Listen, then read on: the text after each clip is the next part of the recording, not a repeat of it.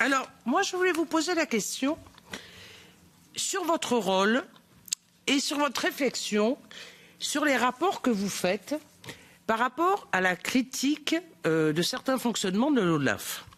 Vous savez qu'il y a quelques jours, le parquet belge a condamné pour 1 an de prison avec sursis l'ancien président de l'OLAF, Giovanni Kessler. Et le chef du comité de surveillance de l'époque, Herbert Bosch, s'était plaint que son comité a été empêché de publier son avis sur la manière dont l'OLAF avait mené l'enquête sur Delygate. Donc la question que je vous pose, c'est comment faire pour que lorsque vous avez un rapport critique sur le fonctionnement d'une institution qu'est l'OLAF, vous ayez la garantie que ce rapport sorte. Alors en fait, ce rapport est sorti par des fuites, mais il y avait interdiction par le président de la commission que vous puissiez sortir ce rapport.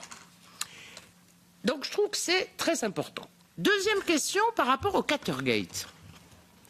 Vous voyez, moi je défends l'Europe, je défends l'OLAF, parce que l'OLAF c'est quand même une agence qui va contrôler la corruption. Quand il y a eu la Watergate, il était où l'OLAF? Où était l'OLAF? En quoi l'OLAF a joué un rôle de contre-pouvoir?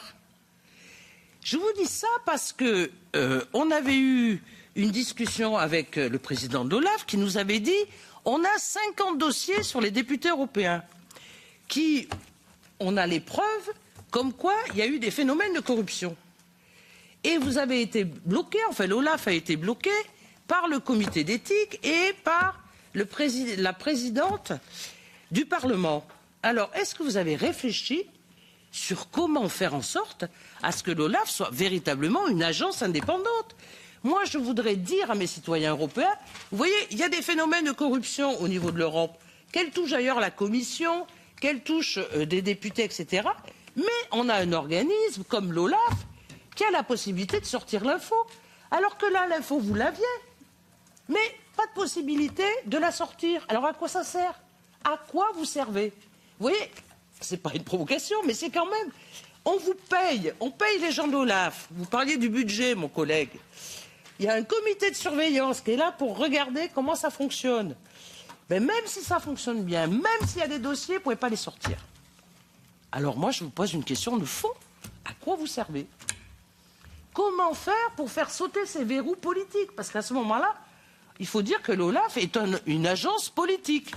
Mais ce n'est pas une agence indépendante qui va lutter contre la corruption. Vous voyez mon souci de députée et de citoyenne européenne.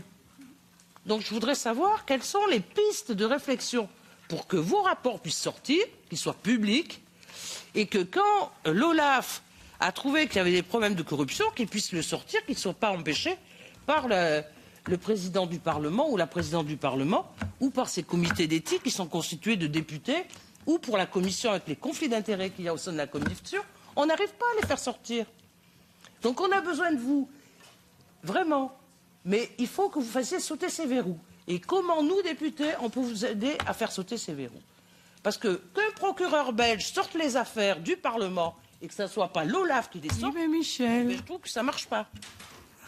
Liebe Michel. Cher Michel, très bien, c'est tout à fait clair.